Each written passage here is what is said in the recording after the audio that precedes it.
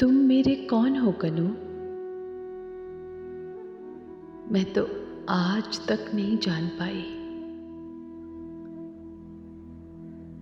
बार बार मुझसे मेरे मन ने आग्रह से, विस्मय से, तन्मयता से पूछा है, ये कनु तेरा कौन है? बूझ तो। बार बार मुझसे मेरी सखियों ने व्यंग से, कटाक्ष से, कुटिल संकेत से पूछा है, कनु तेरा कौन है रे? बोलती क्यों नहीं? बार बार मुझसे मेरे गुरुजनों ने कठोरता से, अप्रसन्नता से, रोष से पूछा है, ये कान आखिर तेरा है कौन? मैं तो आज तक कुछ नहीं बता पाई। तुम मेरे सचमुच कौन हो कनु?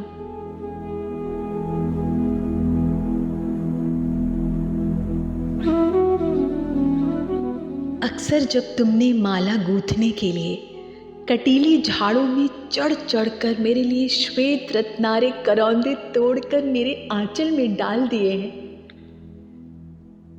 तो मैंने अत्यंत सहज प्रीति से गर्दन झटका कर वेणी छुलाते हुए कहा है, कनु ही मेरा एकमात्र अंतरंग सखा है।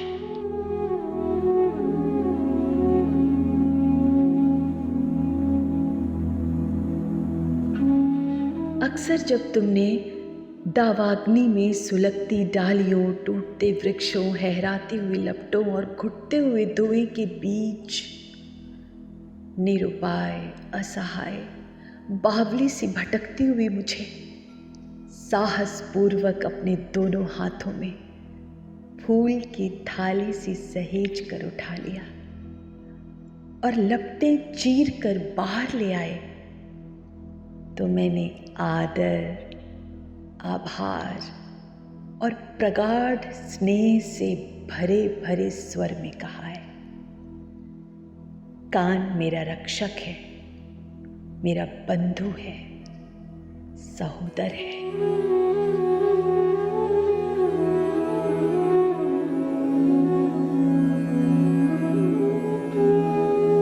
अक्सर जब तुमने बंसी बजाकर मुझे बुलाया है और मैं मोहित मृगी सी भागती चली आई हूं और तुमने मुझे अपनी बाहों में कस लिया है, तो मैंने डूब कर कहा है,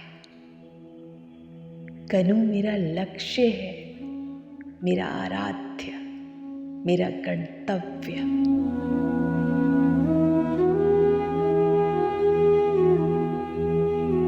पर जब तुमने दुष्टता से अक्सर सखी के सामने मुझे बुरी तरह छेड़ा है, तो मैंने खींच कर आंखों में आंसू भर कर शब्दें खा खा कर सखी से कहा है, कान मेरा कोई नहीं है, कोई नहीं है, मैं कसम खाकर कहती हूं मेरा कोई नहीं है।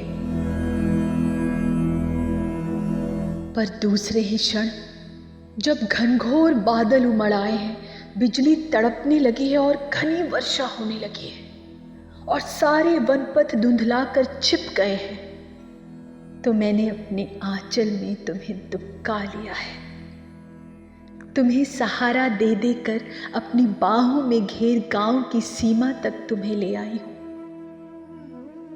और सच सच बताऊं तुम्हें कनु सांवरे, कि उस समय मैं बिल्कुल भूल गई हूं कि मैं कितनी छोटी हूं और तुम वही कान्हा हो जो सारे वृंदावन को जल प्रलय से बचाने का सामर्थ्य रखते हो। और मुझे तो केवल यही लगा है कि तुम छोटे से शिशु हो, असहाय, वर्षा में भीग भीग कर मेरे आंचल में दुबके हुए।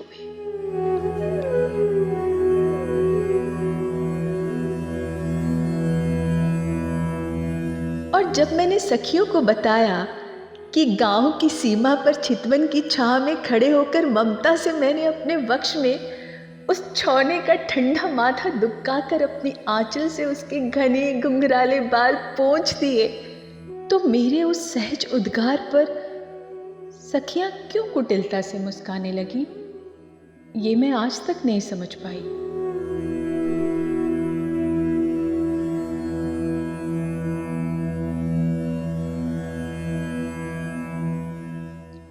लेकिन जब तुम्ही ने बंधु तेज से प्रदीप्त होकर इंद्र को ललकारा है, कालिए की खोज में विशैली यमुना को मथ डाला है, तो मुझे अकस्मात लगा है कि मेरे अंग अंग से ज्योति फूट पड़ी है। तुम्हारी शक्ति तो मैं ही हूं, तुम्हारा संबल, तुम्हारी योग माया, इस निखिल पारावार में मैं ही परिव्याप्त हूं। विराट, सीमाहीन, अदम्य, दुर्दांत। किंतु दूसरे ही क्षण जब तुमने वेतसलता कुंज में गहराती हुई गोधली वेला में आम के एक बौर को चूर चूर कर धीमे से अपनी चुटकी में भरकर मेरे सीमांत पर बिखेर दिया, तो मैं हतप्रभ हो गई। मुझे लगा कि इस निखिल पारावार में शक्ति सी, ज्योति सी, गति सी फैली हुई मैं अकस्मात सिमट आई हूं, सीमा में बंध गई हूं। ऐसा क्यों चाहा तुमने कान? पर जब मुझे चेत हुआ तो मैंने पाया कि हाय, सीमा कैसी? मैं तो वो हूं जिसे दिग्वधु कहते हैं, कालवधु। समय और दिशाओं की सीमाहीन पगडंडियों पर अनंत काल से अनंत दिशाओं में तुम्हारे साथ साथ चलती चली आ रही हूं, चलती चली जाऊंगी। इस यात्रा का आदि न तो तुम्हें स्मरण है, न मुझे, और अंत तो इस यात्रा का है ही नहीं मेरे सहयात्री।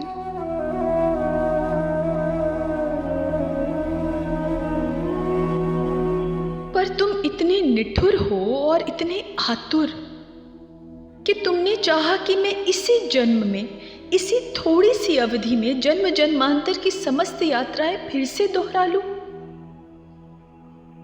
और इसीलिए संबंधों की इस घुमावदार पगडंडी पर क्षण क्षण पर तुम्हारे साथ मुझे इतने आकस्मिक मोड़ लेने पड़े हैं कि मैं बिल्कुल भूल ही गई हूं कि मैं अब कहां हूं और तुम मेरे कौन हो।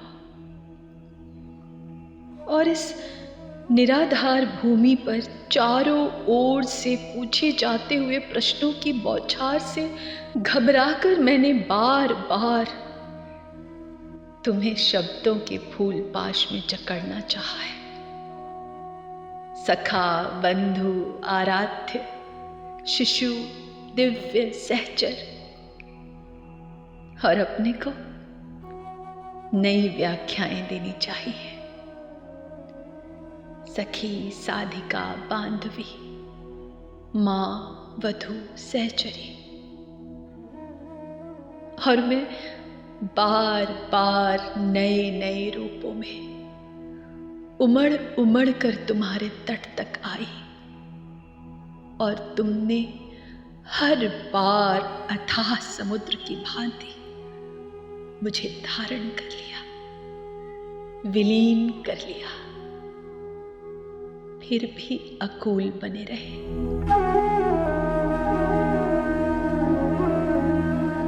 मेरे सांवले समुद्र, तुम आखिर हो मेरे कौन? मैं इसे कभी माप क्यों नहीं पाती?